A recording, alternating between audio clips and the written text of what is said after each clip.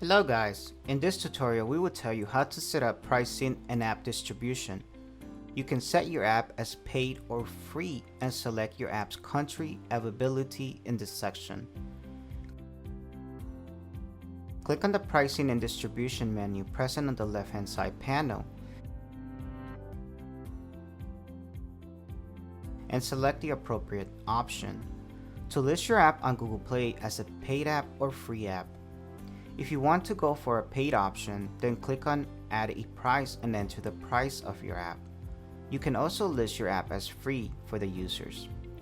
Now click on the Manage Countries button and select the countries where you want your app to be available to the users. You can also limit distribution to the operators within a specific country by clicking the operator options here.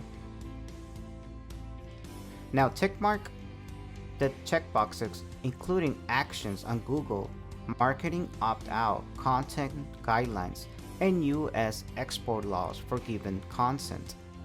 Once done, click on Save Draft to save your application.